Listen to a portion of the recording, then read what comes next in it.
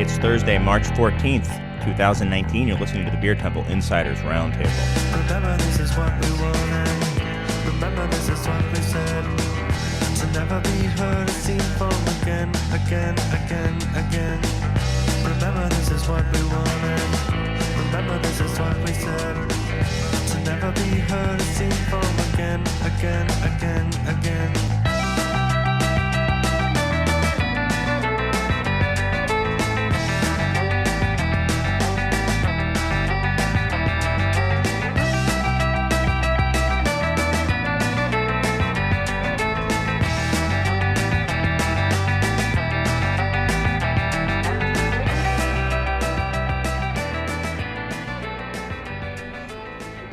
Hello, and welcome to the Beer Temple Insiders Roundtable. I'm your host, Chris Quinn, coming to you, as always, from Studio B of the Co-Prosperity Sphere.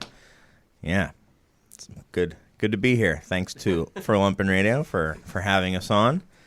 We're off to, I think it's going to be a good show because we're off to a completely regular start, a little late. People social mediaing, not even remotely seeming to be paying attention to where they are. That's good. That's everything is normal. This is how you get the millennial crowd, Chris. Exactly. Someone's cracking a beer. We're just trying to find the best zombie dust emoji. Oh, for an Instagram live story. That's good. I like that. Yeah, they don't have any. Oh man, that's got to change. Yeah. All right, so I want to thank Lumpin for having us on, for having everyone in. We got a full house here in the studio. We got some on Skype as well. So an all-star cast, which could go, any number of ways. We've learned that an all-star cast does not mean an all-star show by any means. We've definitely learned that. But let me get back to Lumpin Radio. Thank you guys for having us on again, especially to the fearless leader of Lumpin Radio, Mr. Logan Bay. Thank you for having us back yet again. And thanks to all you guys listening on 105.5 FM Lumpin Radio. Always very much appreciated if you are listening live via your radio or your streaming radio app, anything like that. You can hop into the chat room, which is tlk.io/WLPN. Everything's up for grabs. If it's in here, it is up for grabs, Buster. But if you are listening via podcast, which I would think is how most of you are, I want to thank you guys as well. And want to ask if you enjoy the show to feel free to leave a comment or review or anything like that on wherever you listen to your podcast. It's always very much appreciated. And I think you guys have been doing quite a bit of that lately. I've noticed some reviews, so much appreciated. I haven't looked at what the actual reviews say. I'll look at them during the break and see if anyone. It's always funny when somebody in the room gets slammed in a review, which is kind of funny. So has that happened? It has happened. Yeah, once. It has happened. Who was it? I was prompted. Listen, I'll stand behind the Zombie Dust Radio Hour until the day I die. Yeah. I'll tell you when we're not Some great on radio. But what if you are listening for the first time? What I like to do is I usually have a prepared statement, which for the last week I did not have a prepared statement. You need a new chair, dude? There you go. The squeaking was pretty amazing. It was causing us all to Can I giggle. have that Yeah. at the table, though? So I usually do a prepared statement. I think it's going to be needed. If you're listening for the first time, I'm sure you've already moved on to the next beer podcast by now. But what I like to do is kind of tell people what this show is all about. I'm going off script for only the second time, so this could, whatever. Yeah, it doesn't matter. So basically, All right, Chris, what we're this ready. show is. Okay, yeah. Listen to the same thing that you hear every week. Every time you're in here, which is when you listen to the show. Basically, what I enjoy doing, one of my favorite things about craft beer is talking about craft beer and this thing that I love so much with people who share that passion for me and have also made craft beer a part of their life in one way or another, whether it be by making it or selling it or facilitating it or writing about it or anything. People who are knowledgeable and passionate and come at this from different angles. I think it's always fun to get people together and just talk about beer and beery things, and that's what I'm trying to recreate with this show, the Beer Temple Insiders Roundtable. So I often say I like to talk about beer with people whose opinions I respect and admire, and it's very much the case here. With only one exception, I won't say who. I respect everyone here and their opinions. Sorry, Serge. Yeah. And, with that, I'll introduce my guests. But before I do, I have to say that the opinions expressed on this show are the opinions of the individuals only and not any entity that they may be affiliated with, including but not limited to Lumpin' Radio. So now that I've said that, I can introduce people in the order of seniority. Seniority, of course, is how many times you've been on this show. The only kind of seniority I care about or think is valid in general. So pretty easy. I think I've got it. Maybe at the end it might get a little hairy, but we've got the man with more nom de beers than anyone else that I know of, Mr. Mike Strong. How are you? I'm great. How are you? I'm doing well. What's new with you, dude? You're going off to China? China in like a week and a half. Wow. Yeah. Is it for the Great Leap? Yeah, Great Leap. Invitational, some sort of beer festival thing they call it. That's Great cool. Leap, yeah. That's awesome. Yeah, How long are you going to really be fun. in China for? About a full week. Wow. And And then- the same as you went last year as well, right? Yeah, last year we also hit up Japan the week before, happened to be invited to a beer festival the weekend before that, and then went to China. Right, the That was Snow a Monkey long Beer time. Festival. Snow Monkey Live, yeah. That was a really cool festival. And is that the time that you decided to eat raw chicken livers when you were over there? No, that was the time I went to Japan before that. How'd that work out for you? It was a great choice. I got really bad food poisoning, probably the sickest I've ever been when I got back. But not normal food poisoning. Like food like poisoning. Japanese imported food poisoning. Like I went to the hospital at one point. I believe that's called salmonella. It wasn't salmonella. It was something else. But It lasted like a week. it was apparently viral, which is what they Oh, told boy. me after it Viral food poisoning. That's good. You Well, probably ate so- like some crazy like tapeworm or you something. gain a lot of respect for Anthony Bourdain and his audacity when he was just eating whatever they put in front of him, because I got like really excited when they're like, "Oh, you're not even supposed to serve this in Tokyo anymore." And I'm like, "Yeah, let me have that." Right, and now you know why. Not Yeah. because it's so delicious it's illegal. It's because people go to the hospital for a week. Yeah. So I was with 4 other American people and 1 Japanese guy at that point. 3 of the American people got so sick they ended up going to the hospital. 1 was like, "Well, I didn't eat that raw chicken heart." And we're like, "Well, that was your loss, I guess." And then still- the Japanese guy was fine. Like, he just ate Did the guy who ate didn't food. eat the chicken heart also have to go to the hospital? No, he was fine. Oh, he was okay. That's how we narrowed it down to What the was raw it? chicken heart. It was really a tough case to crack, I guess. Well, don't do that again. Well, my mom last time I went to Japan made me promise I wouldn't do it again, and I said I can't promise you that. Oh, you jackass. It's an openness to experience type of thing, you know. Got it. This is a family show. Well, thanks for coming on. And it's been a while since we've had the crew, you two, united. I don't know what you're talking about. Yeah, well, I'm not allowed to say it apparently. So Yeah. we've also got Mr. Eric Kapraun, the man with no nicknames, from from Half Acre Brewing. What's up with you, dude? How are you? I'm great, Chris. Thanks for having me back. I Yeah. appreciate the invite. Yeah. Been waiting a while, but I appreciate you being brave and offering to have me back. Cool. I saw that you were taking some time to promote, I assume, this show on social media beforehand, do an Instagram story. Yeah, Facebook and Instagram were down yesterday, and my fans were thirsty for some content. So I thought I'd give the Co-Prosperity Sphere a plug and get the word out on the street about beer and craft beer in general. Oh, good. Cool. Yeah, and hoppy beer as well.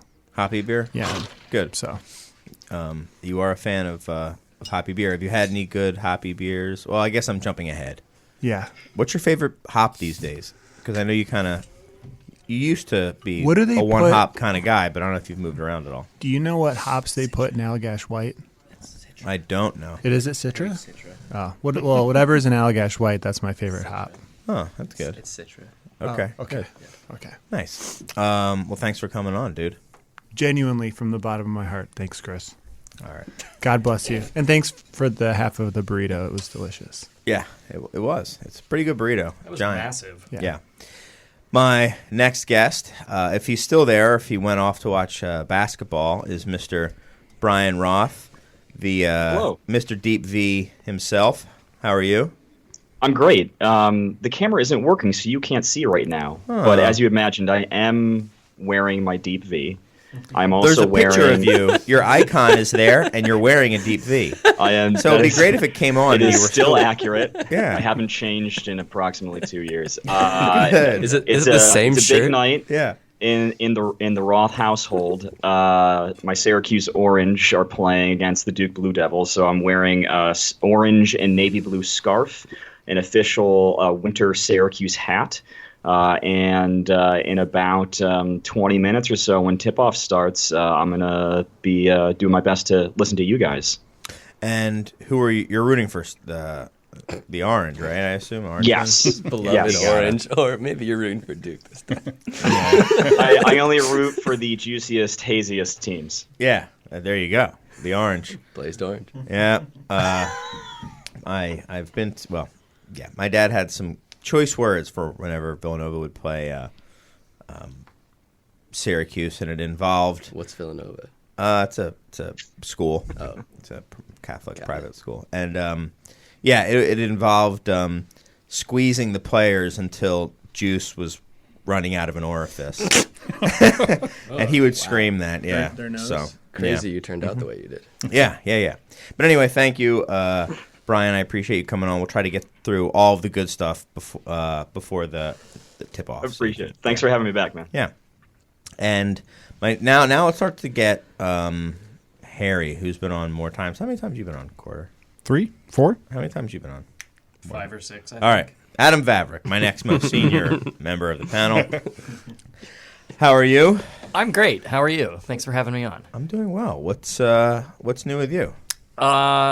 Just sort of readjusting back to Chicago life. I was out in Philly for a few days doing stuff, and Anything you can talk about, or is it all secret? oh no, it was cool. It was the Philly Chef Conference invited me to come out and do a beer and food seminar. Sweet. Was part of it, and then while I was out there, I did a beer dinner at a restaurant that I got paired with, and it was all fun.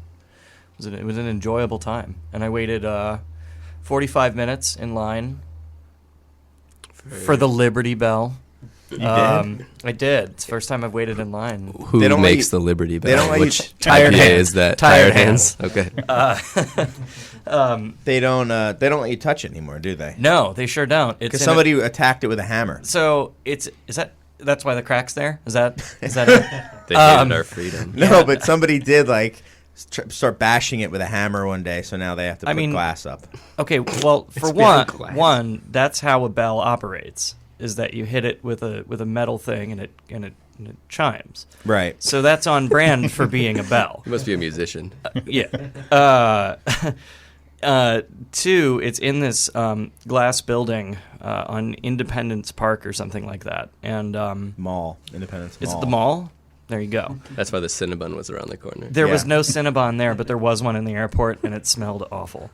Anyway, so you have to wait to get in because you can't touch it. It's behind a barrier. And then there's also security screening to get inside. Oh, You wow. don't have to take your shoes off, but you have to take all your coat off, Clothes, all your other clothes. all your clothes Put off. all your Except hammers for your on the shoes. belt. Yeah, they give you bell-shaped pasties That's for all your bits, and Family show. I brought them back.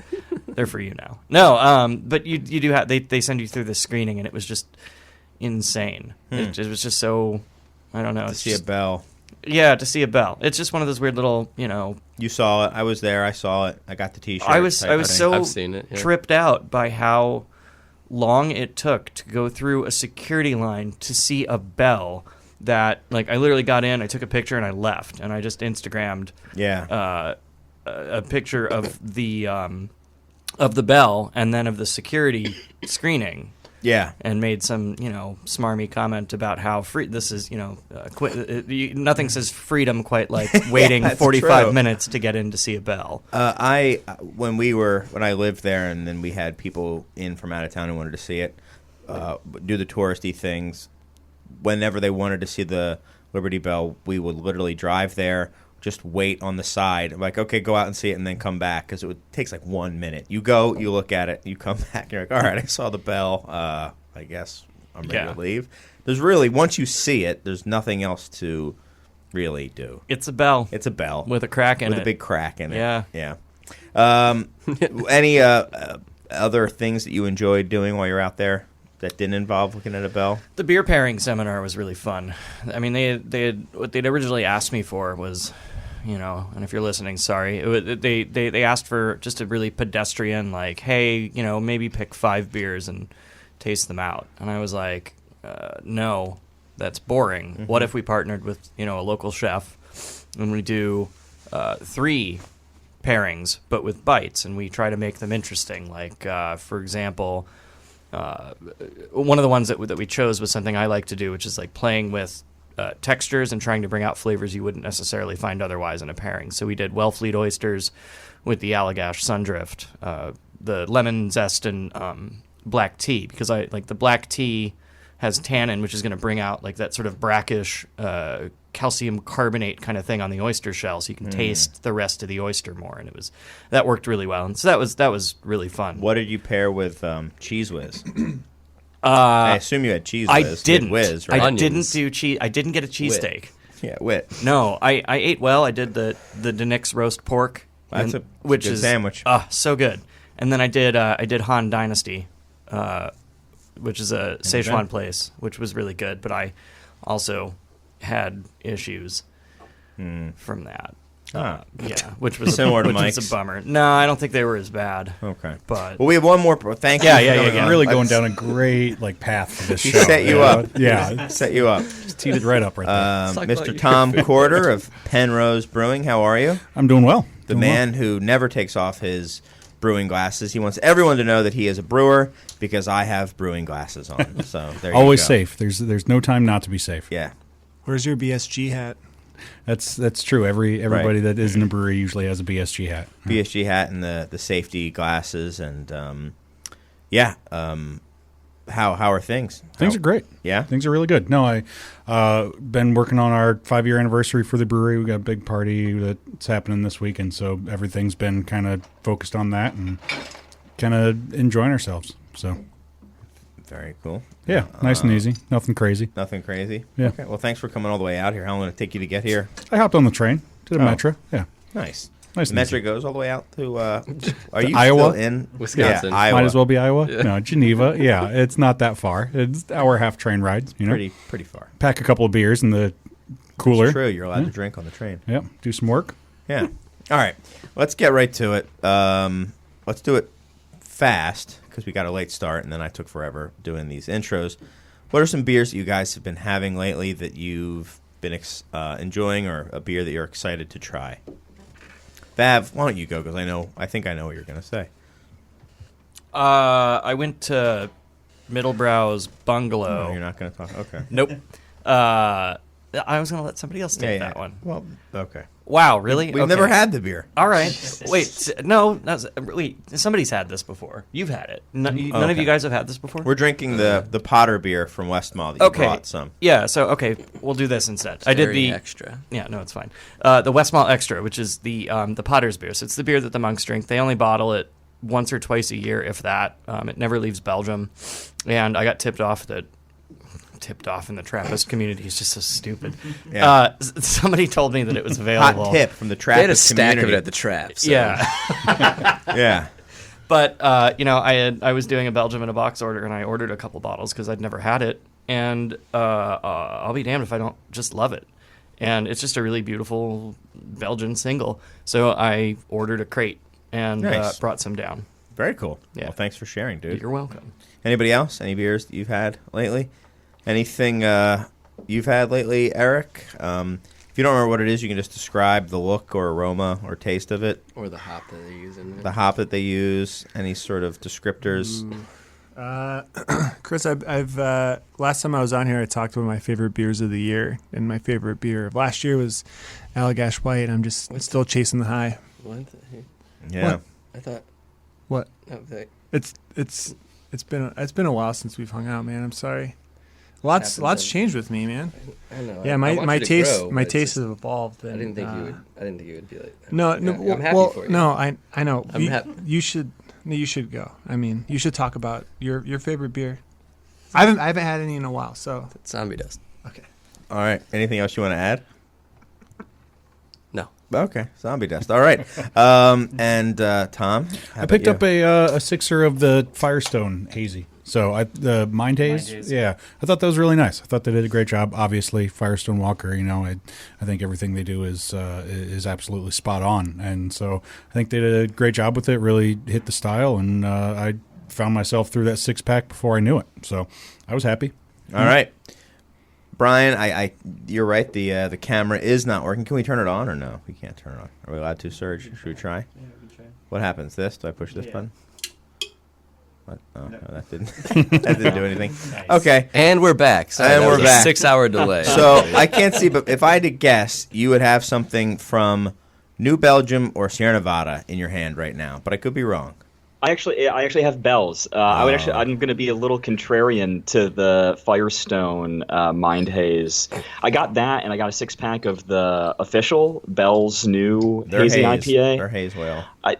They are both great, like really solidly made beers, but I think for the style, they just strike me as a little less than maybe what I expected. Like I think Sierra's Hazy Little thing probably gives that more of like the intensity and flavor.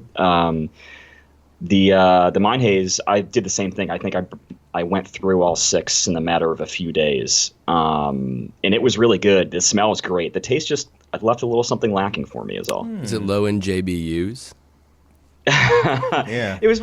I described it to somebody as kind of like a Training Wheels New England style IPA, just because I think it's perfect for people who maybe aren't into it or haven't had those really kind of intense ones before that kind of define the style. I think they're great beers that you can easily burn through. I just don't know if it's something that I'd go crazy for.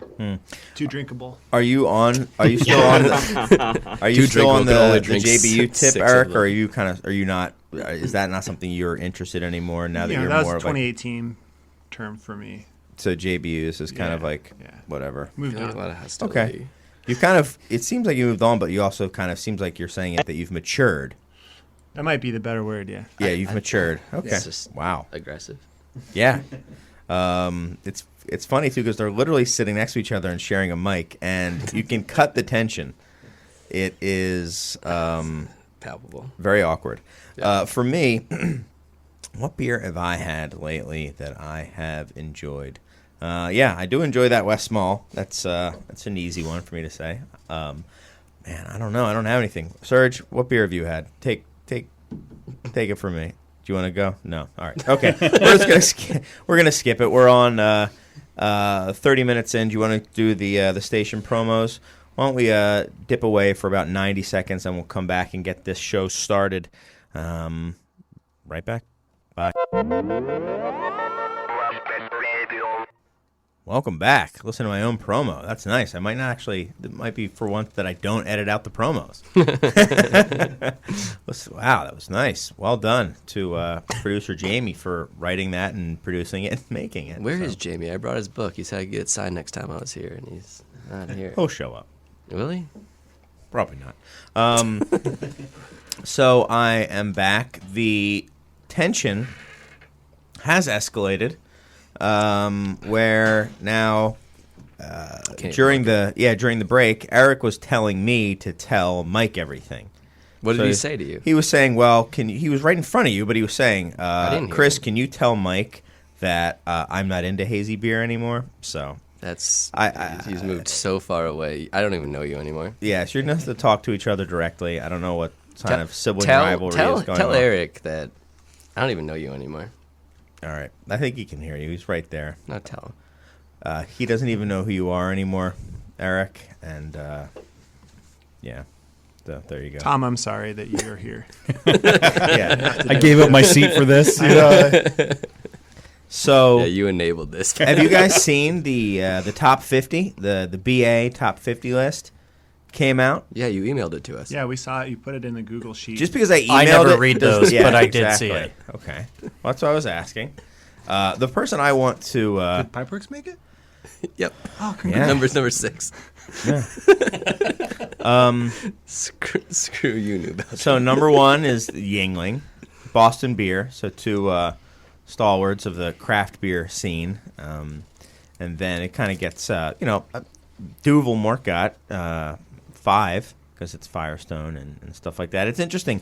I don't remember them having the how many places up and how many places down people have gone, but that was kind of new this year, so you can see who's kind of rising and falling. I wanted to get your take, Bryan. What did you think? Anything that stood out to you? So I think with this list, especially the last few years, I think a lot of, especially the first 25, I guess, doesn't really change too much. And so the thing that I think caught my eye looking at it wasn't necessarily who was moving up or moving down, but some of the stories around those breweries that did. So like if you look at the top, like Boston Beer, Sierra Nevada, the Canarchy Collective, Deschutes, Dogfish, all of which in their top 15, like they've all shifted their attention in some part or a large part of their portfolios toward very trendy items in the alcohol space right now, whether that's hard seltzer or fitness-focused beers, health, better for you beers. A couple of the larger movers, which is Rheingeist, who went from, it was 39 to 28. They've grown ridiculously, but they also do a lot of cider. Wachusett, which went from 49 to 43, does seltzer. So I think between a lot of these breweries, not necessarily growing just because they're adding more capacity in terms of, large stainless tanks, but what's going on beyond this, because obviously, if they're staying flat or relatively close in terms of the amount of beer that they're producing, that's one thing. But what's going on in terms of where they're seeking growth is a completely other story. Were those numbers? Those numbers were just beer, right? They don't factor in the cider numbers. No. The production numbers in the list were beer only, but that's why that's where my interest is that beyond that, what the companies are doing outside of producing beer. So not only are they continuing to be the largest or moving up and staying within the largest producers, but they're starting to spend more attention toward areas that are outside of the beer category altogether, or trying to find ways to get into, like Boston Beer with the 26.2 marathon beer they released recently, Sierra Nevada with their buy of the Sufferfest, which is a gluten-reduced or removed brewery, Deschutes, which just announced they're going to try to focus on low and no alcohol beers too. So there's all these kinds of tangential things going on amongst them. Now, Eric, you famously said that you'll die on the hill of alcoholic seltzer, right? You are tried, true Alka-Seltzer guy, right? Do you or no? Was that not you? No. Oh. I just had my first one last week, though. Oh, okay. Yeah, that's when you said it to me. And now you are. What? Yeah. Right. This is all I drink now. Anyway, for me, what I found interesting was how, like, the exceptions to the rule are, so how Modern Times and Rheingeist are the two breweries that I think of that are, in spite of everything, just continuing to have explosive growth. And it looked like, again, last year, those two breweries are killing it. Modern Times up into the top 50, up 11 spots. And Rheingeist all the way up to 28. They were up 11 spots last year, and I think 2 years ago they weren't even in the top 50.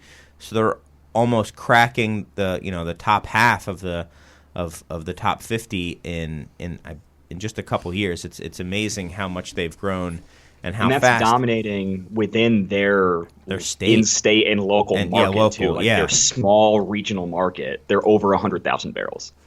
Yeah, I mean it's amazing because that's exactly right. They're not getting a ton of distribution outside their region, and I'm not sure about Modern Times, but I believe it's kind of the same, right? Or is Modern Times going all over the place, or they're just up and down the West Coast? I thought it was just West Coast. I mean, they opened a second location though, right? They've got several locations. Yeah.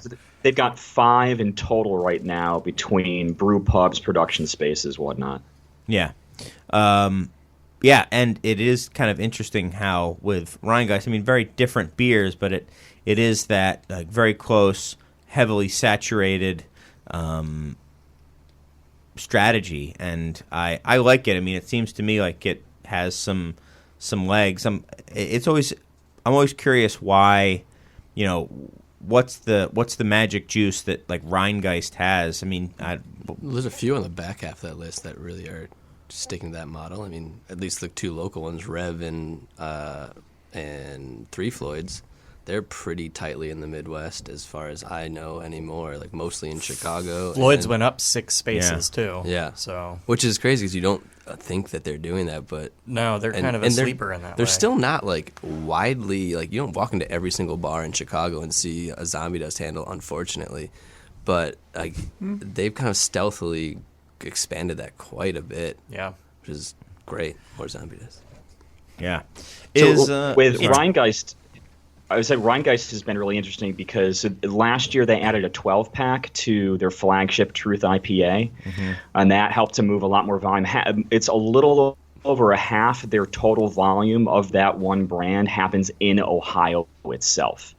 Where are you getting these so numbers? it's significant that brand itself, Truth, does really well for them. But then they're extending what the package style is for it, and it continues just to churn volume. Yeah, and we're starting to see that here in Chicago too, with some of the local brands. I mean, Half Acre is doing 12-pack, 12-ounce. Revolution, I'm sure, will be moving into the beyond past the League of Heroes 12 ounces. It's as the market's kind of shifted a little bit, and off-premise focus has gone towards volume, and so I think you're looking at Three Floyds is even going to 12 packs. I've heard as well. that rumor too. I would love to see 12 packs of that, but I've heard that. Although I'm sure like $35 a 12 pack, but it just kind of goes to show that sort of chain placement is what these packages are for. And it's also worth pointing out that 2018 and all through 2018 and most of so far early 2019, a lot of stuff has shifted to C-store packaging, so larger like 19.2 cans and so on from larger craft breweries have also sort of established themselves, if not up, at least at parity. Going after that Steel Reserve market. Well, yes, I guess, but it's also, people that have been around for a while that want to grab a quick, beer, or like a bartender in between shifts or something like that is going to grab a 19.2 of Anti-Hero, or Founders All Day out of, is that what bartenders are doing? It depends on where you work. And throwing some award into it, maybe. But, yeah. I go train beers at 19.2, There you go. Yeah. And, so I think that speaks for it as well. I was just looking at the list. The one that seems to have dropped the most was Full Sail. They dropped a whole 15 spots, which is kind of a bummer. Would you like to elaborate on that, Mr. Roth, of the woes of Full Sail Brewing? I don't know if to be honest, this may speak to it in general. I don't know if I've paid much attention to them the last year or so. Yeah. It seems like them and poor Left Hand as well. Yeah, they've gotten beat up lately. I think a lot of it has to do with the yeast issue. I mean, it seems like that was what precipitated it. It kind of. Well, I think a lot of their shift was they went very stout heavy, and the market's not necessarily doing that. Yeah, they did kind of go all in on milk stout with nitro and both package and draft and the nitro one, and they had like 5 other ones around there too. Well, they were going after that nitro line that so many bars had, and I think there's a lot more competition. I mean, it's very smart to go into a bar and say, well, everybody's competing for all these lines, but only Guinness has that line, so that's the one I'm going to go after. Yeah, but people love Guinness. They do. It's funny all this is brought up because I brought in a keg of nitro milk stout last week to put on this week, specifically because because you ran out of nitro DBA. I didn't have any. No, I was. Yeah, you ran out. No, I've got unfiltered on deck too. Come on, I know who you are. Yeah, just to be a contrarian on St. Patty's Day. Yeah, pretty much. Okay.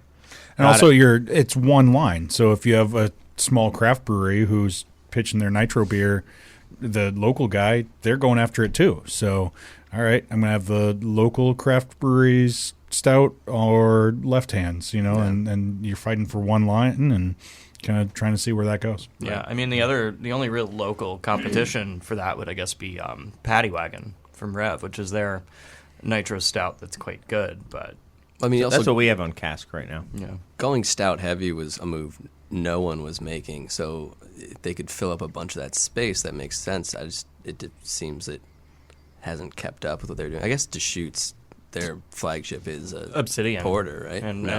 There's Black Butte Porter. Yeah. I don't know what Is that you would still consider their volume flagship anymore? It definitely was their emotional flagship for a long quite time. A long time. Yeah, but they're one of those legacy brands that has multiple flagship or multiple year-round products that are associated with that brand, like Mirror Pond Pale Ale, or Fresh Squeezed, which started out as a seasonal and then became one of those past 5 years it's just been available all the time. And that is their flagship now. Oh, it is. So there you go. Yeah. So for Left Hand, I mean, is that a tale of how things have? We talked about a little bit last week how if you looked at what breweries were making, 5 or 6 years ago versus what they're doing now, within their portfolio, it's certainly shifted towards lighter and hoppier. But then across all the breweries, there seems to be less differentiation among breweries as well. So you had, what was Firestone making? What were their kind of like core beers you would always see if someone was carrying Firestone? You would see Union Jack, DBA, and maybe, Pale 31, maybe Velvet Merlin. R.I.P. Right. Well, Pale 31 RIP, DBA I think is RIP. No. Like in package? That would know. In package?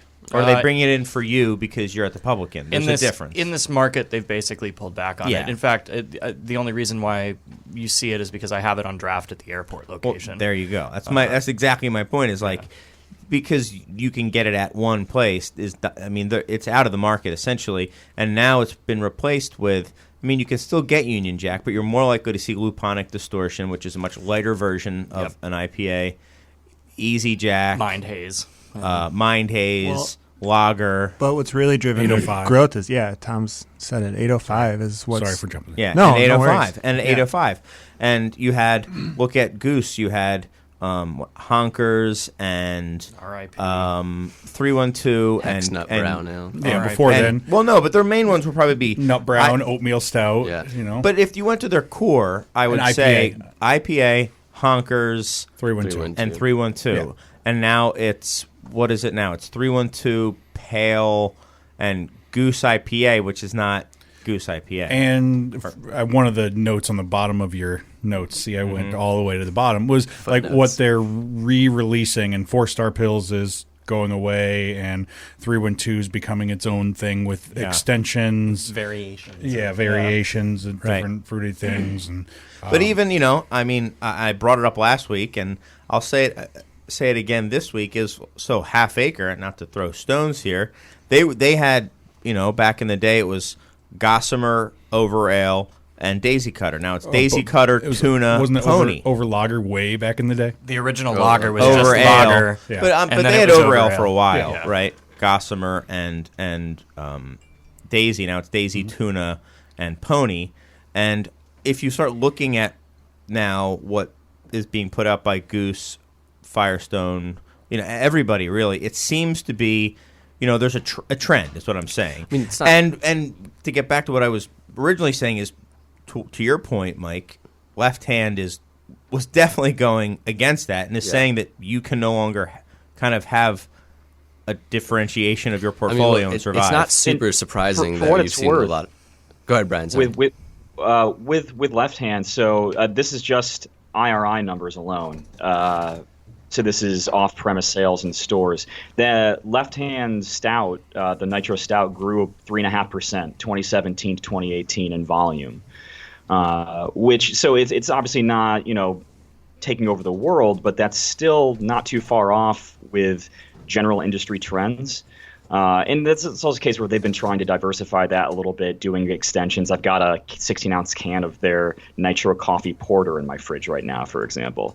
The trouble is, though, to get to your point, is I don't know where else they could really go beyond that, where if they've kind of seen where their spot may be, they've dug in their trench, And now, would consumers think about Left Hand of anything other than that Nitro dark beer brewery? And I'm going to jump off of that because I want to piggyback there. I think part of it has to do with mind share of not only the brand by consumers, but also the brand by buyers and their wholesalers. You look at how bloated the supply chain has gotten when it comes to how many brands are in a portfolio, and a brewery that may have once had 5 or 6 SKUs that all did fairly well has now gotten to the point where it's working against 23, 24 other suppliers since that time, sometimes even higher. And so that salesperson that's going to go in and pitch to XYZ bar needs to be on their game and say, okay, what's gonna last? And they're not going to present 5 or 6 beers from one brewery. They're going to present 1 or 2, and most likely they're going to focus towards the one that's known the best, right? So if you have a milk stout that you've been pushing, that you've innovated with, and everybody's going to know of, that's the beer they're going to push. All the other beers are sort of just like, cool, you have them. Are they going to pitch them to that guy that they've got 3 minutes to talk to? And the answer is probably no. And I to that point, I think with Firestone, that's why we've seen the decline of Pivo in this city. Pivo used to be all over the place and taste great and was always super fresh. Lager came out. Ken, a brewery from this far away, and you're welcome. I told you, whoever's listening out there, that you're going to get a subtle call out. This is the person who mentioned this to me. Whatever. I'm not supposed to name this person. This is so exciting. Yeah, it is. The lager, Ken, a brewery from 1,000 miles away, 15, however far away Firestone is, can they sustain 2 light lagers in a market this far away? So they release lager, and Pivo is going to decline because can the rep say, we've got 2 lagers and you should buy them both? No, they're going to push one or the other. And it's probably, or if they try to do both, both will suffer. And I think the superior product is suffering now because the new lager is, that's they're going for a share of throat. They're fighting for it. Well, lager, I think, was also an example of a bandwagon beer, for sure. You disagree, or you don't like that term? I'll shut up so he can talk. No, I don't like that term. I heard that at the CBC conference from somebody from Pepsi Coke term. Yeah. I don't like it either, which is why I used it. Yeah. I think lager is a really good example of, unfortunately, a bandwagon beer that's quite good, but I think a lot of us kind of saw directly through it. I mean, there was nothing wrong with Pivo, but they're competing directly against the Founder's Solid Gold, and what differentiates that from those breweries making hazy IPAs? Aren't those bandwagon beers too? And if they good, are, are they in a different category? Because people are buying those. Yeah, and I don't have a good response as to why. But there's just more appetite for haze than there is for hoppy pills. I think the American palate has shifted generally enough to accept quite a differentiated beer, such as a hazy or something bitter or whatever, as a regular item. I think it's mental more than it is anything else. It's that they think they like IPA, and so that's what they're more willing to try. I like their Citra. palate is I'll only drink Citra. Well, Citra's until the I best start hop in the drinking world, obviously. wit. I think that their palates definitely are developed for that, but I think it starts as a mental thing. So you think it's a mental conditioning thing based on... I do. I mean, because there's quite a wide swath of IPAs that people drink that it's like, oh, you like all of these things, and these are at different ends, different I think categories. It was almost like a call. If it was a call beer, I'll have whatever's hazy, juicy, which gets called all the time at bars. If people were saying, I'll have your hoppy American Pilsner, or I'll have your hoppy Pilsners, I think people would... Right. Then there could be that situation. It's a share of mind thing far where away. People associate, I like IPA. They don't know if they like Pilsner. So they might like it, but they're not going to try it, and so they're much more likely to buy something that is an IPA, which is why you see a proliferation of that style. It's also not surprising that you've seen, when you mentioned the array of types of beers that breweries used to make, it's not surprising to see a move towards paler in malt, drier in some cases, and now in America hoppier, because we have hops that people have never really been able to use before in the last 15 or so years.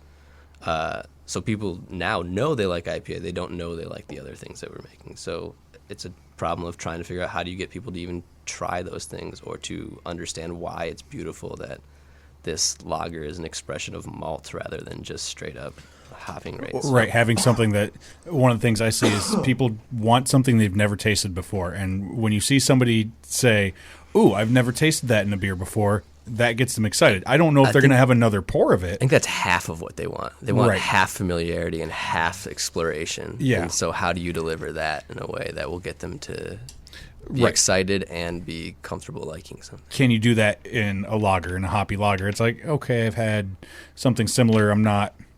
I hate saying it, but the doors aren't blown off of this. You know, Right. people want extremes in a lot of their flavors right now, and I see a lot of like price sensitivity in the lighter and the lager versus the stouts and the hazy IPAs, and the price sensitivity on those. It's like, all right, how can small breweries fight with bigger ones who are doing it? Founders with Solid Gold, and all right, if I'm going to sit down and drink 6 of them. All right, I'm going to end up paying, I want to pay less. Right. And I think that's where the mental categorization falls in, where Solid Gold is something that's it's fundamentally different than what Pivo is, and Right. in the way it's produced and the ingredients that go into it. But they get lumped together into this category. They kind of are. They're lager. both super hopped up lagers. It's not Pivo that would be. I think I would disagree. I think it's Firestone Lager and the Solid Gold that would be in the same, not Pivo. I would go so, 805. so I'm saying Oh, I'm Pivo, sorry. Pivo is different. Oh, I but, see. But Yeah, people yeah, are yeah. people are lumping them Agreed. into the same category because it's like, oh, it's a lager, so it is X, Y, and Z thing. Yeah. Whereas that is as broad, if not broader, than IPA is. But they're more willing to try a vast amount of IPAs because the variation in IPA is in the hop pretty much exclusively, and they're all. Well, Go ahead. I think it's also a case where for IPA, for better or worse, is the defining style, however we choose to think about it, of the American craft beer movement. Right. Just head and shoulders above any other Anything any else, other yeah. style in dollar sales and volume. There was a kind of for fun exercise I did it last year where I tried to track if there would be any way for a collection like used easy drinking styles. So it's golden, pilsner, light beer, pale lager from IRI. And I compared what would it take for those collection of all of those styles in total combined volume to surpass the volume of IPA. And IPA, which grows pretty much between like 15 to 18% as a style year to year over the last few years, if you would have to reduce it to 5% annual growth, you'd have to move easy drinking styles, that whole collection of styles, up to 20% a year annual growth. And it would still take another 6 years for those two to cross. That's insane. Yeah. But you also have something where it's a broadening of the category as well.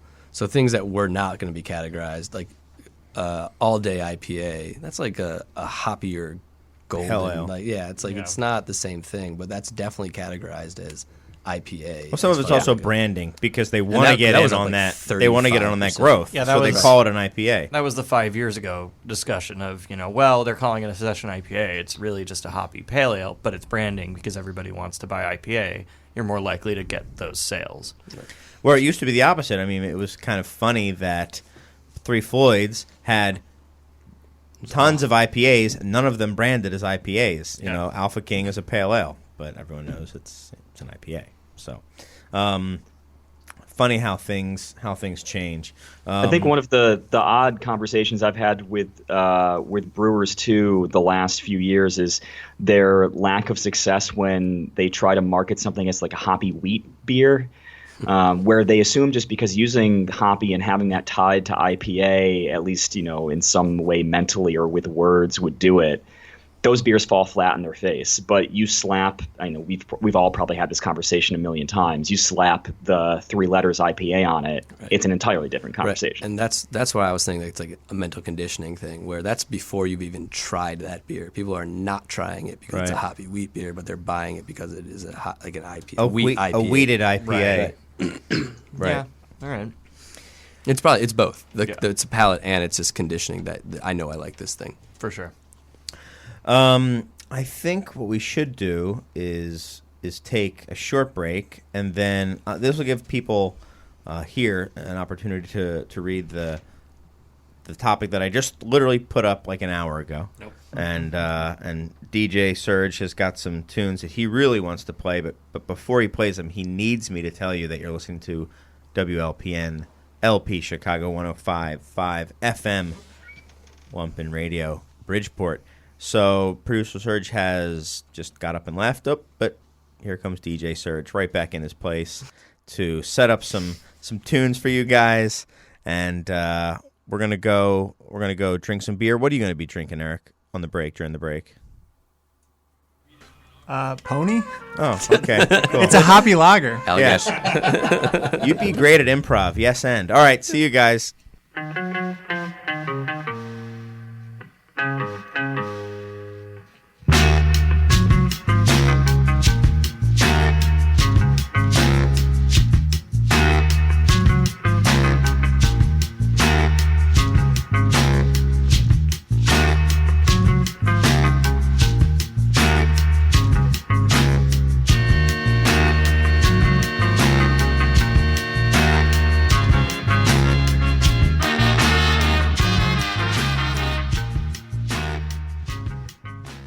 Welcome back to the Beer Temple Insiders Roundtable. I'm your host, Chris Quinn, and I am joined by my guests. Let me just burp off mic there for a second. Bryan Roth in his deep V and hide the burp. Talk about some sort of Peruvian knit cap there. I saw that pic. Very nice, styling something. Also hatted, different type of hat. Mr. Tom Korder, not hatted. Mr. Adam Fabric. Eric, and Mike Strong. How are you? Great. It's Good. just Mike. Yes, Just Mike. Well, Mike Strong is fine. No. Strong Mike is No, weird. I got chided, remember? It's You didn't get just chided. It was someone you work with, and I was like, it's okay. You can just call me Mike. Mike. Yeah, just Mike. There's a long email thread. I think. That was my favorite day. People you wanted can to just call call me you That was so Strong good. Well, Mike all the my time. email address is Strong Mike. and And so referred to him as Strong Mike. So someone sent an email and was like, "Hello, Strong Mike," and blah blah blah. And he goes, "You can just call me Mike." yeah. It was great. That's awesome. Yeah.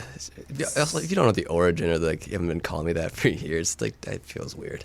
I don't know Not to me. the origin, Well, you've been calling me that for years. Yeah. but I do know that I first heard other people call you that. Oh man, It would have been a long time ago. Would have been like when he was 6 Benny's years years, ago? when he You was know, working with 5 me at years? Benny's. Yeah, when I worked so at even Benny's. before then. Yeah. Okay. I like to say working with. I was working for you at Benny's. Actually, I wasn't even technically working for you. I was below working for you. I was working at the register. I aspired to work for you. Well, I got in a lot of trouble for working away from my register. So And not anyway, being able to those count. are the guests. I can't count very well. Yeah, but that aisle will never forget you, so it's fine. I really left my mark on Iowa. It's adorable, guys. Very, very, very cute. That's great. So anyway, here's the non-topic topic that I know Mr. Roth seemed interested in talking about. So what I said was, how does the impending death of beer trading affect craft beer? Well, you're framing that also in a way. I think there's people here who don't believe that Yes. this is true. Right, So right. it Exactly. seemed like okay. So I mean that's up. So to me, I thought it was quite clear that the trading culture was on the decline, and I think will continue to decline. Saw its kind of heyday maybe a year or two ago, and is falling. And what if any ripple effects will that have? I think it could potentially have a lot. So I just wanted to just see how is that going to affect craft beer as a whole. I guess I propose that it is, never always going to completely go away, but it's going to be a very kind of minor element to craft beer, and that I guess what I propose is that with declining beer trading, the secondary market will also decline. There won't be as much demand for these beers because no one's going to trade for them.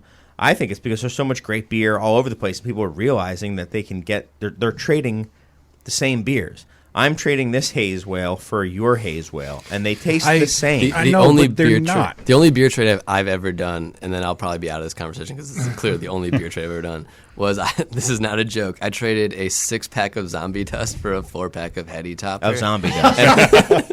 I'm not kidding. This is probably like 7 years ago, and I was like, I would rather have the zombie test. Yeah. And so I never made another beer trade, and I was very confused as to why people work so hard and spend so much money trading these things. So I have no idea why this even started. I think beer trading anyway, started sorry, because I'm there not- was so much. There was so much so much of the beer that was available was outside of your immediate market, and now if you wanted to try a Mexican stout, you had to trade for Huna or Abraxas. Like those were the beers. If you wanted to try that style beer, you had to get those. No, but I think it's not trying that style of beer, and that's why I disagree with the fact that my hazy IPA is the same as your hazy IPA, but it's not. It's not that label. It's not that one. It's not that brewery that I can tell all my friends that I've tried. And I think that's what a lot of these people are doing. And the fact that breweries are becoming hyper-local and more centralized to their community and not even selling beer outside of their tap room, I think it's going to drive it even more. The fact that I can't go to the shelf and get it, I need to try to find somebody who can to try that one label and got to catch them all. I see that logic, but how do you think the groundswell to the point where there would be a national following for something would happen if something was only available at a tap room and never packaged in that? I think you've seen multiple breweries here in Chicagoland that have done that. Microphone, more breweries like that have Korder with some of their hazy ones have driven some of that outer market. It's just, hey, I tried it. It's really amazing. You need to get it. You look in St. Louis, and Side Project is only available in St. Louis, but you can guarantee people are trying to trade for it. I know they try to limit that in the resale, but that's what makes people want it more. Sure. I think all that stuff has kind of seen peak interest, including Side Project and all that stuff. There will always be people doing it, but I tend to think it's going down. Do you think? Why do you think that is though? Is it because that there are so many other breweries closer to people who would normally have traded for a particular type of beer? Or is it because that breweries that were sought after like that are expanding and they're more widely available? Is it a confluence of these things? Like, I think it's a confluence. I think there's so much stuff available to so many people now, whether it's better distribution, more local options for them. Everyone has so many more people rather have a local beer that they can stand behind. That they can trade for something else. That's what they use a lot of these beers for, though. I can now trade for a X brewery that's on the West Coast that I'd never have had before. My buddy says it's amazing. Now I've got trade bait to be able to send to them. So I think it's going to even enhance it even more. Well, the amount of people who are actually trading is an incredibly small subset of people. So we might just be seeing that not growing and people, for lack of a better term, growing up and having other things they need to spend their time and money on or doing. So that might be a good chunk of this as well. Like other spirits trading is growing. If you have a kid, your wife's not going to let you go stand. You shouldn't let you go stand in line for whatever the new haze whale is. But never mind. That's just aside. I'm not trying to get into people's personal lives. They took the subreddit beer trade off of Reddit. They shut that page down because illegal, or why? I think that was why. Yeah, it's like a lot of questionable stuff. I also think some of it's becoming more popular as people are trading money for these rare beers, right? Because there's like marketplaces where you can sell beer directly to people. Also whiskey. Oh, yeah. Oh, I'm muted. Whiskey. Also whiskey. Whiskey is even bigger. You see a lot of like Pappy for 9 bottles of XYZ, and it's always the same crap, but it's. But that's economic. Those people who are taking Pappy for those bottles are going to then flip the Pappy on Razzle as well. Right. Like Absolutely. That's like buying a dollar instead of a yen, and you're just going to convert it later. Yeah. I don't know. But the point is that that's not adding to like the beer culture of trading. It's just like these are economic choices people make. I think it's intrinsically linked though, because if you think about the people that were trading 10 years ago, 5 years ago, when 2 years ago, allegedly trading was a popular thing or at its peak. These folks aren't necessarily buying the same beers that they were, and so they're a little more picky about what their trading is. Maybe that's it. Maybe it's a self-selection kind of thing where so much of this stuff is in the market and so many other breweries are doing it that it's less important to go out and make sure that you have 9 boxes ready to go of whatever thing is out there that's sour that can be flipped for a barrel aged whatever, and instead it's more seen as like an economic hobby as a way of a side hustle. I think. Sorry, go ahead. Well, I was going to say, a lot of the beers that people might be trading for, if you want to do a one-stop shop and you want to try beer from 20 rare and different breweries, there's a festival almost every single weekend somewhere in the United States where you could spend the money on a plane ticket. You could go to, XYZ Beer Fest, and you could drink and try all these different beers. You're probably saving yourself a lot of time and a lot of money. And if your passion for actually trying these beers is something that you're actually interested in, you have a lot of other options now besides just the local beer. It's also the same people that are trading and doing this stuff that are generally getting these tickets and going to these things and trading these tickets. You also only have so much room on your shelves in your cellar. Like, people are buying, we're amassing way more things than they could ever people drink in a have lifetime. storage units filled with this. Well, right, I think that's shifted though. But too. the person, That's shifted, that's a rarer subset of a rarer subset as a storage unit full of beer. Right. So even like the quote unquote average beer trader at a certain point has to be like, I've got 1,000 bottles of Imperial Stout or Lambic. I think that was like 2-3 years ago. And so the storage they're was like, 2-3 years ago. They're like, what am I going to do with this? So maybe they're trading each other for like things they like now. I don't know, but like you can't just continually. But now it's I want this label, and I want to be able to Instagram it, and I want to be able to show it off to my friends or bring it to one bottle share of this one brewery that everybody's heard of but nobody's tasted, and that's what they want. They want one can of it. I know people who it's still around, post on Instagram every time they get a beer trade from the East Coast, and never post if they like have a 6-pack of anything local. It's always it's baffling to me. They still exist without a doubt. Yeah. But I will say, seek I'm not sure novelty, if what this. I did just go into the trading forum on Talk Beer. Oh god! And I just looked. The number 2 thread on there is Sight Gone Stale. Seems like a lot of action out into the gates here, but things have about come to a screeching halt. I don't know. Well, I'll offer a counter to that. Yeah, counter it. So between the start of this week on Sunday and as we're talking tonight around 9 p.m. Eastern on Thursday, there were 260 listings on Beer Advocates Trade Forum, the ISO for Trade forum. There are going to be people who are posting multiple things for sure. But if we're looking at it just from a span of several days, more than 250 listings existing. And I would actually completely agree with the idea that the way that the market is changing and becoming more localized, that would create a situation where there could be more trading to begin with.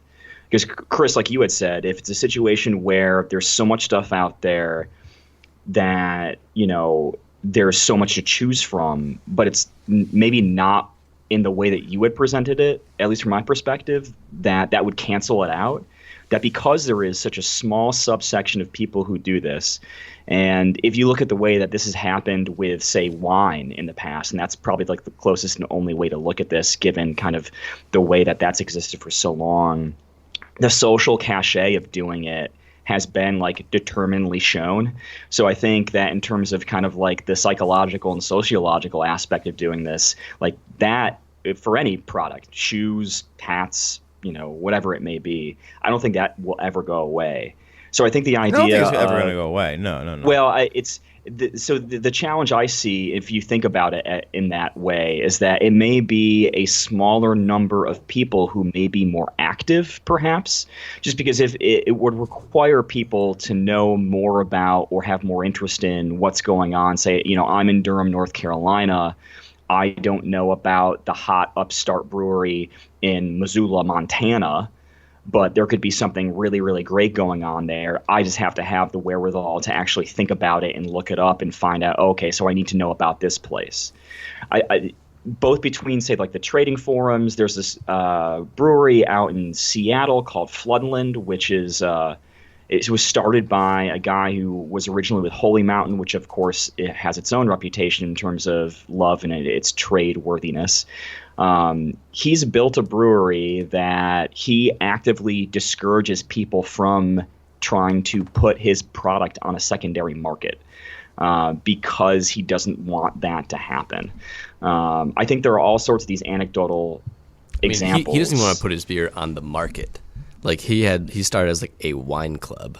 Right. Like you go, he has releases on a Saturday, you go there, and like he has called out people for putting the product into a secondary He's market. gone pretty far with it too. Yeah. But like, I mean, isn't that just feed that beast even more? Oh yeah, for like, sure. Absolutely. And for someone who is as knowledgeable, he seems very knowledgeable. He's got to know that that's what's happening to it. Like his anti-secondary market is just spurring it more, and he makes this tiny amount of beer. It benefits him, to be honest. It makes his beer more valuable.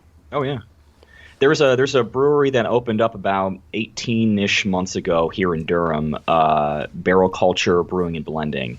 And in its first couple of weeks, it was setting records on Untappd for most unique check-ins in a single physical location. And part of what they were doing, one of the owners at the time told me, is that they recognized the power that they had in terms of social media, Untappd or otherwise. And so right out of the gate, they started releasing special variants. And under these very specific guys, that the whole idea was they wanted people to say, oh, well, I have one of the 15 of these fruited sour somethings, with the hope that it would accrue a lot of following and get attention on trade boards. And see, I think gaming it is just going to kill the whole thing. Well, it struck me as them being, that was the first time I think I ever heard a brewer outwardly expressing the intent of that. Oh, that they realized that's what happened. Been going on for years. Trust me. Absolutely. But to talk about it in such an open way. I'm agreeing with you, Chris. No, I think people talk about that all the time. Yeah. I think that's an openly known thing. I mean, Westbrook has been doing it. I mean, Westbrook seems to always release stuff, like re-release beers that are a certain percentage of the aftermarket going rate. Always like, the same. I mean, people definitely do. He's also saying that they're explicitly saying they are doing it because of this thing. I mean, I've been on this show saying that we have been responsive to what people have been saying on social media and forums like that. I've seen people not necessarily in our release style or in like that we did 15 of these so that people would check them in, but people saying they're responding to that type of thing is not new. Would you let your friend? No, I mean, I think he's your friend. Will you let him talk? You're sharing a mic, it's not my friend. Just take the mic, Eric. I've seen brewers at beer festivals being really upset when people check in on their beer that's bad. And they're like, well, the one I'm drinking that I'm serving is better than the one next to me, and watching people's Untappd scores coming in and figuring out how am I supposed to win these people over? And ultimately, does it have anything to do with the beer, or does it have to do with the brewery that's actually presenting the beer? They're brands. Yeah, and I think that just goes back to this trade value conversation. It's these people are 100% trying to see what's going to get people stirred up online and get people fired up, and that's ultimately what they care the most about. I agree. I guess we'll see. Time will tell. I do think that. So who here? Show of hands, and you'll just show a voice. And I'll say a show of voice for you, Bryan. Who has ever done a beer trade ever? You have. I know you have. Yeah. You've never done one? Ever? Not I've given my friend beer because he brought me beer, but it's not like I sent him beer. He came over, he brought beer. I'm like, here, I'm going to bring some back. You've never done a mail trade? No, absolutely not. Okay. I have mailed a beer to a person, but I didn't get anything in return. What about friendship? Okay. Did you get friendship back? No. So it seems like she birthed me. 50% of the people here have done a beer trade. Have done a beer trade, and I think that's probably about Right. So back in the day, it sounds like there were a lot of people who had at least done a trade. I think it is way, way lower now, but maybe the overall number is higher because so many more people are drinking craft The beer. number has to be higher because people Wait, hold on. Yeah. Well, what is the perception? Where is this perception the beer trading is down coming from? If you go on any like hot stuff, new school beer brewery, and you look at the comments when they post about a new beer coming out, it's like all ISO FT stuff. And I think that people might just be trading in a different way and on a different forum more than anything else. I think they're doing it on Instagram and Yeah, stuff absolutely. like that. Yeah, absolutely. Yeah, you yeah. go on the Veil or something and you look in the ISO comments. for trade. Yeah, it's all And then you ISO just FT. hop in those DMs, man, and it's wild in there. How have we not crazy. brought up the fact that Slide millennials into are them, I guess. killing the beer trading? Because they're not. They're Well, yeah. because if it's a They new started school of beer people, trading. like, is that right? But How soon can we start trading hard seltzer? But I think you that have that White Claw, Brian? Eric's got the he's got the stockpile for that. I think that it's funny you bring that up. I think that all these people, I don't know if this is a newer generation thing or not. I'm not saying that it is. There it is. But all these people do want to try the next best thing, and they don't care if what the local brewery makes is really cool and different or whatever. It's like, well, I want that thing that I can't have, and I'm gonna go get it. I'll trade this whatever local because I'm gonna have it. I'm gonna post it online, and I'm gonna look so cool when I'm posting this 4-pack from Treehouse or whatever it is. I've been at samplings, at tastings, at beer festivals where somebody will come up and they're like, "Oh, I've had that before." I'm like, "Did you like it?" Yeah, it was great. I really love that beer. And you're like, "Okay, you want it again?" No, I already had it. I need to check into something else. Yep. And they're just going for the check-ins. Well, that's the Pokemonification. That's is. a little different than trading. Well, it's also it's late stage capitalism and fear of missing out. No, it's also that some people don't drink as much as we do, and so when they're like at these beer trades, they're like, "Well, I'm not going to drink as Anybody indiscriminately. at I'm not a going to have craft beer fest that has had a beer from out of market drinks as much as we do. I don't know if that's true. I think we definitely drink more often. drink a lot. Yeah. I mean, I don't think those people are always sitting down and trying to have a pint of Pilsner. It's like they're doing a different thing. They're having that's 12 ounces. Yeah, sorry, hoppy Pilsner. But they're like, it's a different approach to it, and it's a different value stack where it's like, oh, I want to try a bunch of different things. It's not necessarily like how well made is this. I need this. They're taking in a bunch of information now rather than it is like assessing as much as anything else. I get enjoyment out of this beer. I will drink it again. Yeah. You know, give me a Right. glass of it. I like it. That's how I drink, and I'm sure a lot of you Yeah, do too. me too. Other people get excitement out of, ooh, I've never had this before. My friends are going to get jealous. You get both. You know, you want to try other things, Yeah. but I'd rather have something I know. I'm to the point now where I'd rather have something I know I like than try something I've never had before. Yep. Yes, But I don't think that's where the majority of craft of this type of craft beer consumer is. This is like probably not dead bullseye like most enthusiastic craft beer consumer, but maybe like a ring or two out. I'm also going to bring up the fact that what we're calling the craft beer consumer right now, all we're talking about, like you brought up earlier, is the small subsection of a small subsection Right. of a small subsection. That's what I'm saying, like, it's not and the craft market has expanded, and that's the whole point of gaining market share, is that you're getting it into more people's mouths, and these people don't necessarily care the same way other people do. Well- And we still have so much further to go that we have no idea how it's going to change once it gets to...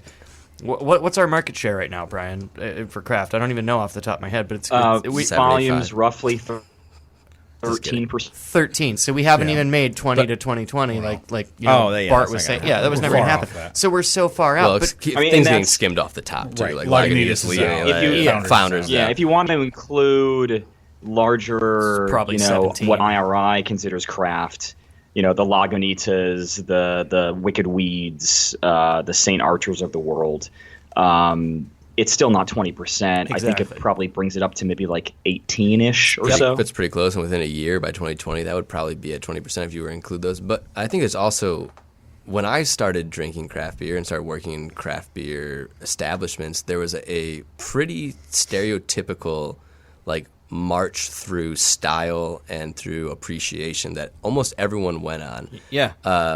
You remember yeah. my cylinder analogy from way back in the day? I used to tell people Yeah. about how you start out. The cycle. Sorry, go ahead. I just saw it when I was working at West Lakeview. Yeah.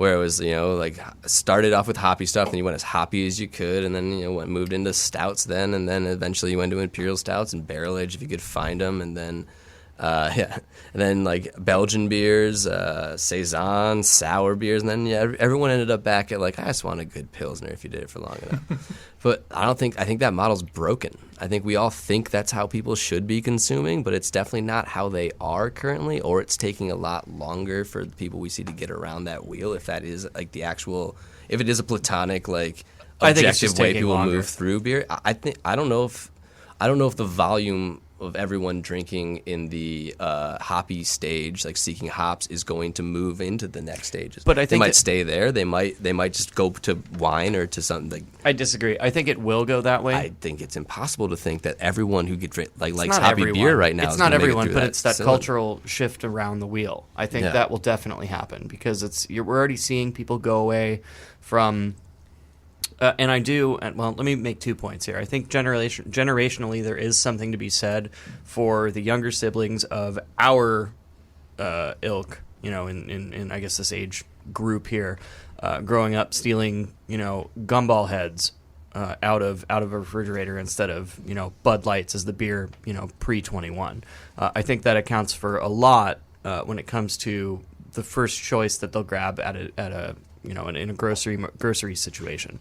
It also sort of explains that to that point. If they're just going to grab in a grocery situation, they stop at that first entry point and they don't move past that.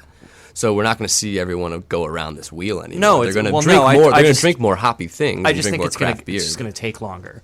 It's just going to take longer because you've got more people, you're more market share you're penetrating now, so it's going to take that much further in order to cycle through. But the second point I wanted to bring up about this is that the palate's already shifting. Beer as a whole is just not cool right now. It ends up being cocktails are what people are going for right now, things that are more bitter, etc. When I say the American palate... Eric is literally drinking a black cherry White Claw right now. But people are accepting things that are a little bit more bitter. You see that in the culinary world as well. Well, why is beer moving the opposite direction? Beer's going sweet. Yeah. And that's going candy. At least the ones that people are posting about in this context. Candy and alcohol. It's going biological. Yeah. If you think about tastes that we are predisposed to enjoy, all it's doing but is it's going functioning within reverse that biological. Right. As you get older, you typically like more bitter things, which is not what's happening with the beer consumer. I'm sorry, I didn't mean to step on your point. No, but that's exactly. But this is exactly my point. Is that as you get older, you do crave more bitter things, and as the palate matures, it accepts more bitter flavors, etc. This is what we saw with the IPA movement earlier, and what we're seeing into this cocktail thing. And what is the natural analog from bitter? Would be, the roasty kind of character or around the wheel to sour like we were having. So look 10, 15 years down the line, and it's not like I'm going to stake, flag in this and say, oh, Vav's definitely right here. But I think that there's something to be said for the idea that as the palate matures and changes around, other styles will necessarily counteract whichever way we're going. So do you think that because the craft beer consumer is getting younger and younger, we're getting the 21 to 25-year-olds now, they're still in their sweet phase. Eventually, when they get to be our curmudgeon age of whatever, 35, they'll get towards that bitter. Yes, well, they're just behind. My fear is that those people will leave craft beer as what their drink of choice is, because as you're saying, they're going to cocktails and things, and or I don't know spritzers. Eric is drinking two black cherry White Claws. Right, yeah. But leaving is not the same. Leaving is not what I'm worried about. I think palate shifting. Hey, pet nats are really hot right now too. But I think it's a palate shifting. It's not necessarily a leaving. But again, if we're not even at 20% yet, it might just take longer to get to it. You know what I mean? And 20% is a totally achievable goal. But what some of my fear in this too is that people are mostly seeking out IPAs. That's what they think they like, and then when they go to breweries where they're presenting these other styles, the breweries aren't necessarily giving them that much reverence. So if they believe that this local brewery, if the consumer believes this local brewery is the brewery that makes the best beer, and they make a mediocre stout and they make a kind of bad pilsner, are these consumers going to then evolve their palates, or are they going to think, I don't like stouts or I don't like pilsners, and then what were you going to say, Bryan? So I think there are two things that are really important, I think, to consider when talking about this. One is that on a whole, just on a broad brush, Americans are drinking less alcohol, full stop. And if you look at the way that's broken down by servings, so you can't exactly do like an apples to apples saying like I drink this many ounces of beer to this many ounces of spirits. So it's done by serving size. If you look at serving sizes, which is 1.5 ounces for liquor, 5 ounces for wine, 12 ounces for beer. This is reported numbers to government agencies and otherwise. Between 2008 and 2017, liquor grew by 26%. Wine grew by 16%. Beer decreased by 4%. This is in serving sizes. But craft beer is still up in dollars, though. Sure, but again, if you want to talk about dollars versus volume, is flat and slightly down. Because just by virtue of doing the natural, you tack on 1% to 2% or whatever it may be on top of the prices that people are paying. So dollars are not exactly indicative of what it is to volume. Sure. So when we talk, I think the big thing in talking about interest and the way that people drink, especially younger generations, which famously, we talk about it in terms of cross drinking, which is a big reason why aspects of cider and hard seltzer and all these things kind of bleed a little bit in hard tea, bleed into kind of like the popular alcohol conversations right now. The difficulty for beer, and specifically craft beer, I suppose, is trying to find where that niche kind of lies, just because people are objectively leaving beer as a whole. So if you want to talk about dollars, that's different because of the premium that's associated with it. Craft beer is a luxury good, essentially. And so looking at it from volume, I think, does not paint a very ideal picture. So what's the picture to paint? But we're not playing a huge volume game for most breweries. I think we deal more with. Expensive beer. People are drinking less, more expensive beer. I mean, that's just what's happening. But I think that's good for craft. Sure. And if you look at the way that craft has grown overall, the whole idea is that 75% of the breweries in the U.S. are producing less than 1,000 barrels of beer. The whole idea being, especially as you get more and more breweries spread across that, you find your neighborhood, you find your local niche, you kind of hunker down and go as deep as you can in that territory. So by virtue of that alone, it makes sense that people should be producing less to begin with, because you can still, have a great family-run or privately owned business just by virtue of that. And so it's that difference. If you want to talk about dollars, that's different because you can put a premium on anything. But not everyone's going to pay. Shouldn't ignore volume overall, because if we're talking about overall volume in terms of servings, which if beer this is an exaggeration. If beer is getting lapped, then you can't ignore that as just something because. But it could also be. I mean, I'm not saying this is the case, but it could be the case that, or if it were the case that people were drinking more expensive, higher quality items, then you could have wine going up, you could have spirits going up, and you could have big breweries selling off their assets, like their and you could have craft going up. Assets. But if 90%, or depending on what numbers you're going, anywhere from 90 to 80 to 90 or more % of the beer is from the non-craft guys, if that's going down, so as they go, the beer numbers go. But that isn't what we're paying attention to. So you have to see. I would be really curious to hear from you guys, because I think the situation and what you see in Chicago would be very, very different from what I see in Durham, North Carolina. When you guys go out, whether it's your tap room or bars, restaurants that you like to go to, how do you see or how have you experienced that kind of shift with people around you, whether it's friends or just other people, diners, drinkers there, in terms of where their interests or where you're seeing people getting pours from?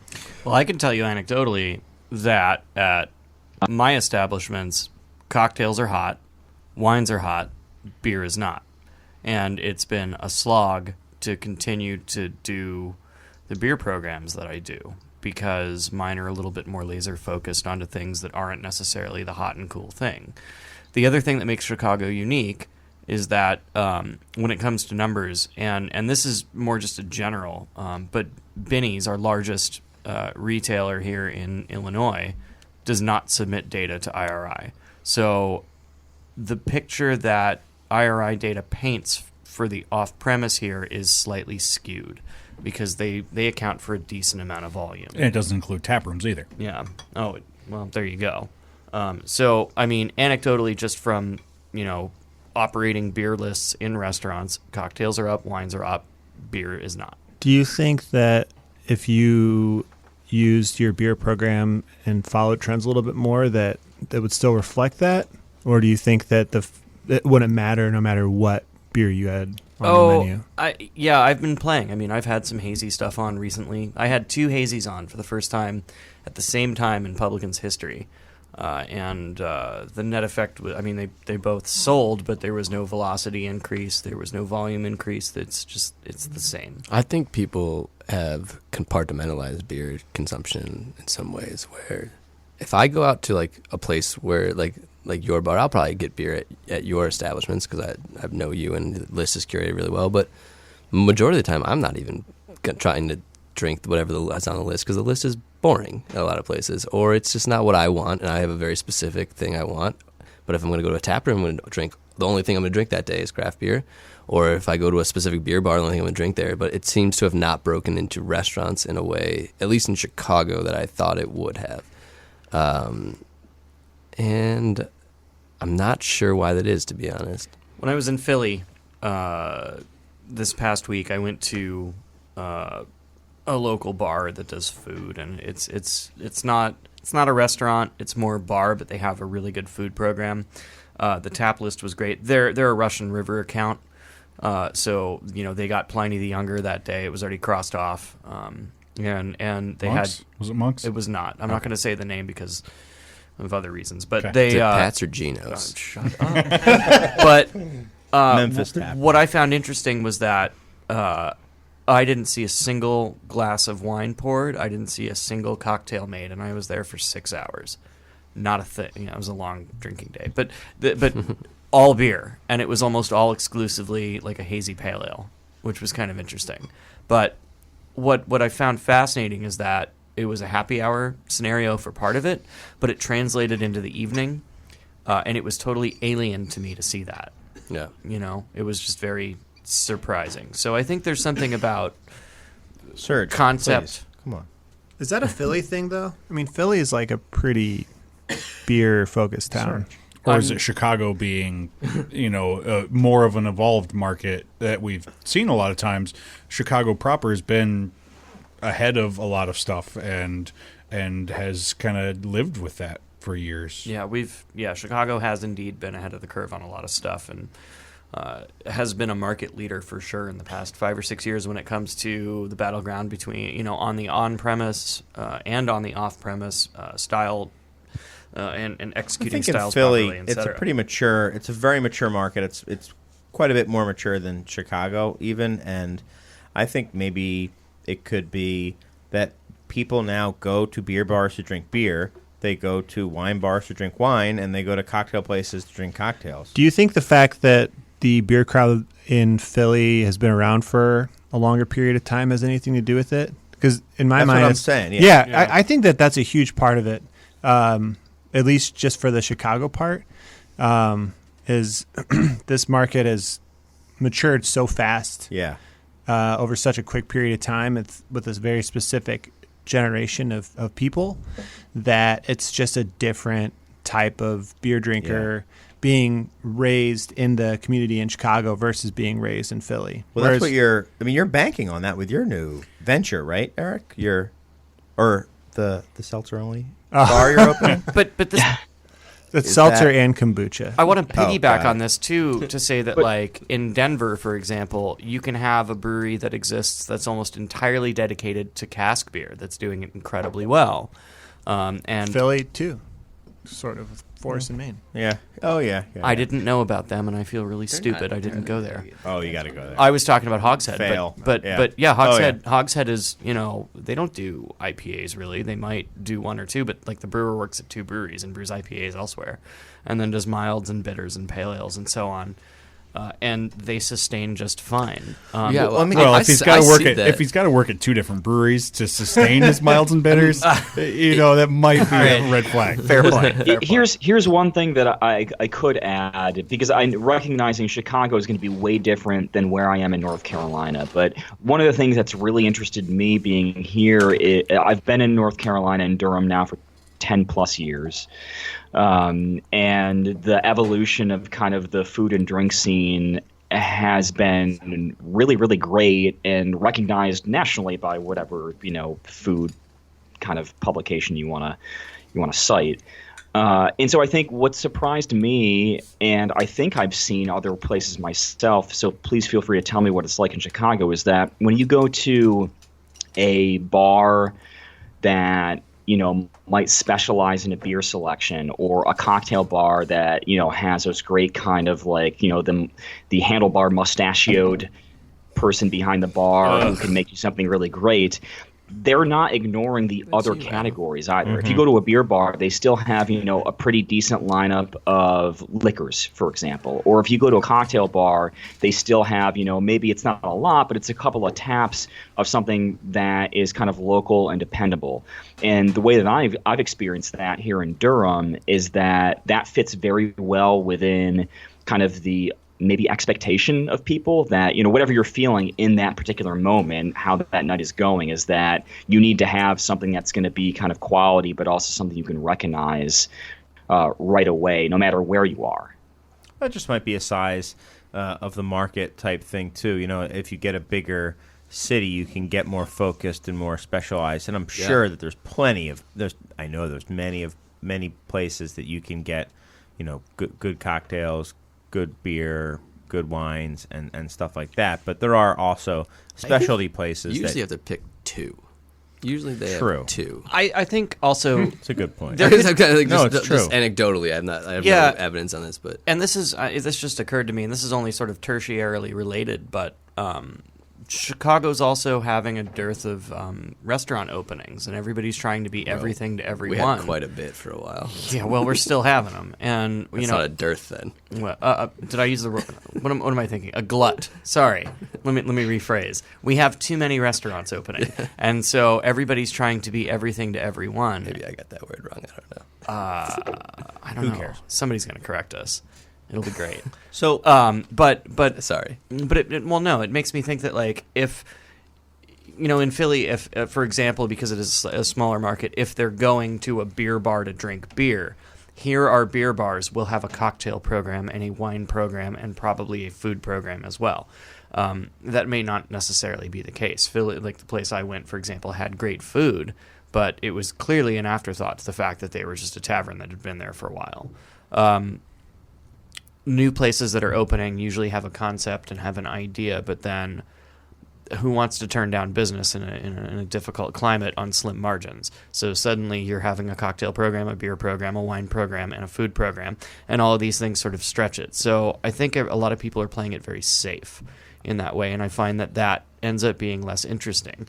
And I think that beer people are turned off by that and go to tap rooms the same way that cocktail people are turned off of that and go to cocktail bars in the same way that restaurant people are going to fine dining restaurants for that experience. So you're bifurcating your market in that way. Yeah. I don't know. I could just be spitballing this. Just personally, anecdotally for me, I've thought about like when I'm going out with people just as purely like we're going to hang out and I'm not trying to do anything else. Like I'll ask the question like, do you guys want to go drink wine or do you want to drink cocktails? Do you want to drink beer? And then that drives the decision of where we go. So it's like, and especially in a city with a lot of competition for where you can spend your dollars out drinking and eating, you're going to go to the place that does some of the best versions of one of those things, rather than a place that's like, oh, they have a pretty good everything.